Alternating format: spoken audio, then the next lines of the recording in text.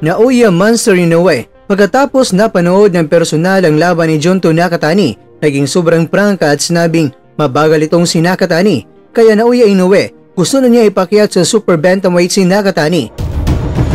Sasagutin natin ang katanungan kung sino nga ba ang gustong gawing tune-up fight ni Nakatani sa super bantamweight division.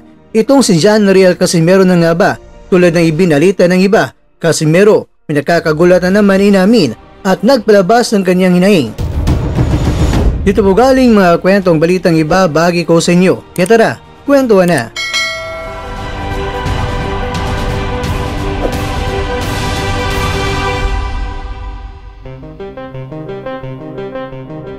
Ryosuke Nishida, ang dating International Boxing Federation Bantamweight World Champion, ay ganito na lang ang naging hitsura niya pagkatapos ng nakalaban itong si Nakatani. Muntik nang lumuwa ang kanyang kanang mata at na-dislocated pa ang kanyang kanang balikat. Kung iyong aanalisahin, lahat ng mga may pinsala ay ang nasa kanang banda ni Nishida. Nangangulugan lang na lahat ito ay galing sa kaliwang suntok ni Nakatani. Tama, kaliwa, lang southpaw o kaliwete itong si Nakatani. Inamin ni Nakatani na target nila na patamaan ng bandang kanang kamay o balikan itong si Nishida hanggang nagbunga na nga ito at na-dislocated na. Habang itong si Nakatani naman ay parang namamasyal lang sa parke dahil walang konting galos man lang ang kanyang muka. Bagamat karamihan ay bumilib sa husay at galing ni Nakatani, pero may kaubayan niya na sobrang naging prangka at ang makakalaban pa niya sa susunod na taon at yan ay walang iba kundi itong si Naoya Monster Inoue.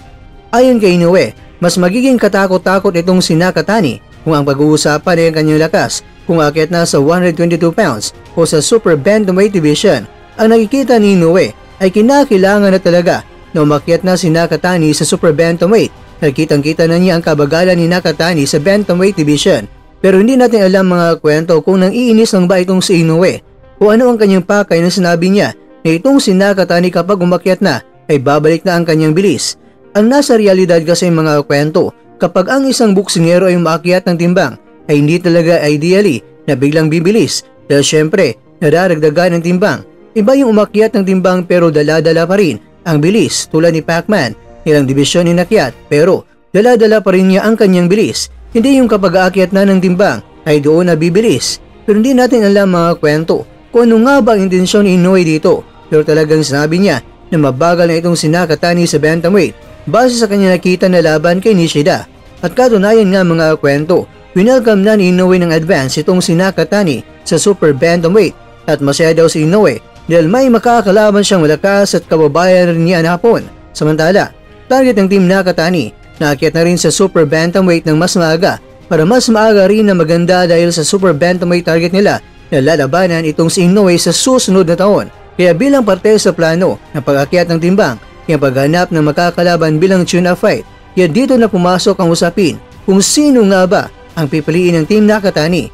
Well mga kwento, ang napili nila ay si hindi po si Casimero tulad na ibinalita ng iba. Hindi ko lang sasabihin kung sino yon dahil baka ma-open pa, pero sige lang mga kwento kahit hindi si Casimero ang napili ngayon dahil may paraan pa rin ang team Casimero kung paano makabalik ulit sa ibabaw ng lona. Ang napili nila mga kwento ay isa sa mga nagbabagsak kay Inoue at yan ay walang iba kundi si Ramon Cardenas. Pero isang kandidato pa lang yan mga kwento naghanap sila syempre ng malakas sa super bantamweight. Baka doon na papasok ang pangalan ni Casimero. Pero ikaw kwento, kung si Cardenas at Nakatani ang magsasalpukan, sino ang mananalo? Mapapabagsak rin kaya ni Cardenas itong si Nakatani?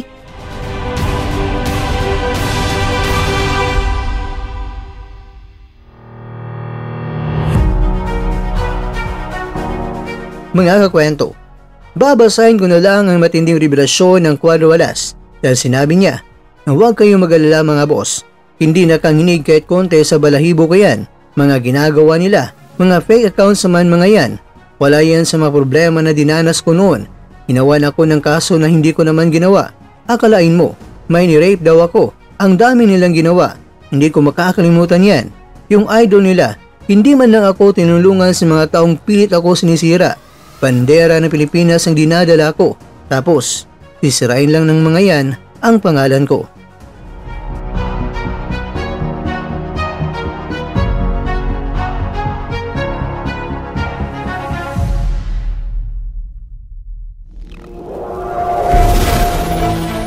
At dyan, nagtatapos ang ating kwento.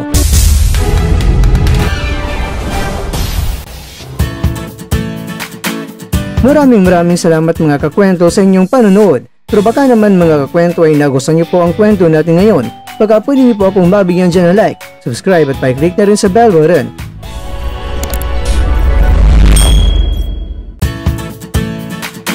Pero bago tayo tatapos mga kwento, syempre, shoutout po muna tayo dyan sa ating mga kakwento. Kay kakwentong Bibot Miranda, kay kakwentong Gabriel Nalasa, kay kakwentong Edson Bagalay, at kakwentong nanonood ngayon, shoutout sa iyo dyan. Bueno, hanggang dito na po muna ang ating kwentuhan at abangan nyo na po ating susunod na video. At dito lang po yan sa isang channel na kung saan maaring ito'y mga kwentong di pa na kwento sa inyo.